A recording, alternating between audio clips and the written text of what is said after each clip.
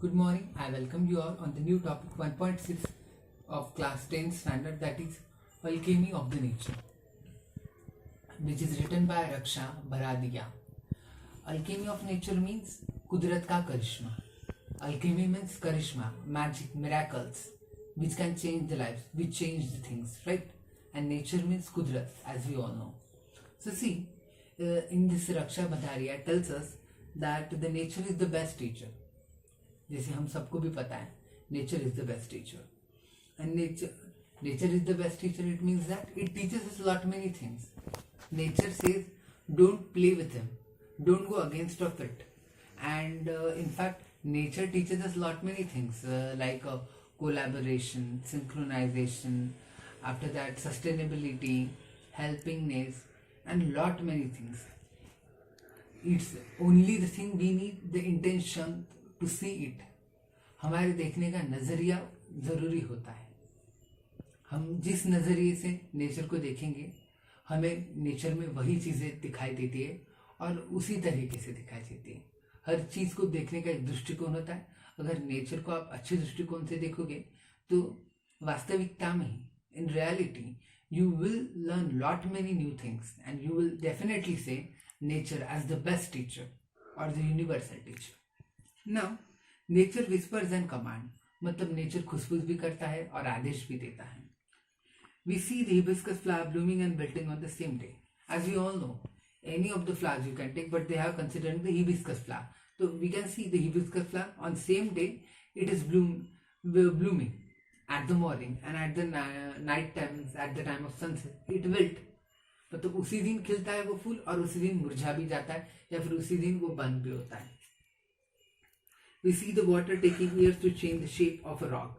We can even see that there are small or the big, huge cunning rocks, nukile, sharp rocks, which come under the water or which are in the water, and water takes near about 10 years, 5 years, or lot many time, too much long of time to change their shape from very cunning and sharp shape to very soft and supple, soft and subtle and very पेबलेटिक shape.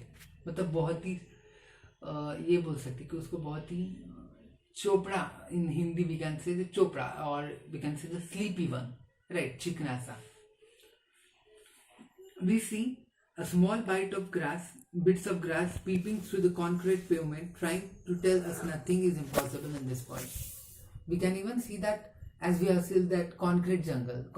I'm not considering the concrete jungle. We can see that concrete, cement concrete, we put on the road, we put everywhere where we don't want the mud, and in constructing the house and lot many things we put concrete, cement concrete. But from that concrete there is little bit what we call gap, and though there is not a gap, still a small grass peeping out. मतलब उसमें से क्या होता है कि वो एक छोटा सा ग्रास का छोटा सा प्लांट उस उतने बड़े कॉन्क्रीट को फाड़ के से निकलता है. I doesn't mean that it tears up, पर उम्मीद की, आशा की किरण जागृत करता है, राइट.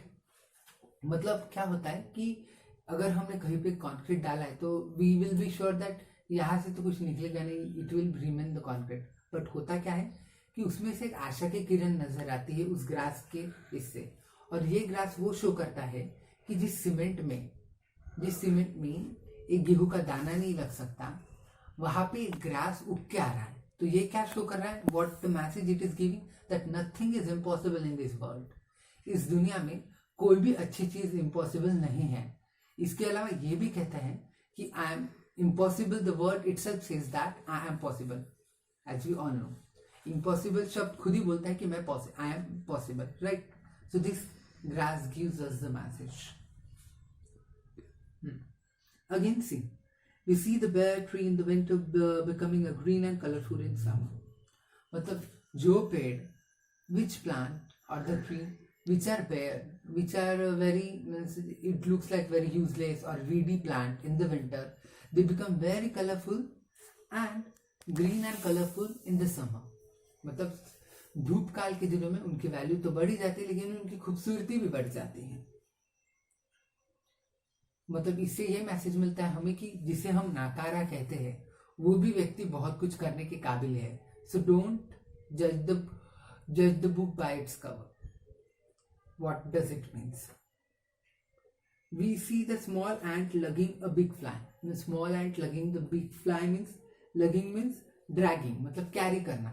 छोटे छोटी चींटियां भी उस बड़ी बड़ी तितली को या बड़े बड़े प्राणी को भी बहुत सारी चिड़िया क्या करती है, ड्रैग करके लेके जाती है, मतलब घसीट के लेके जाते हैं छोटी छोटी सी चींटियां.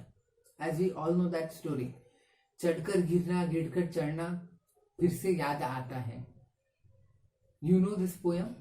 This is the poem in which it is told that there is nothing possible. तो in that day shows the example of ant. कि वो जो चींटी है, the ant shows that nothing is impossible in this world.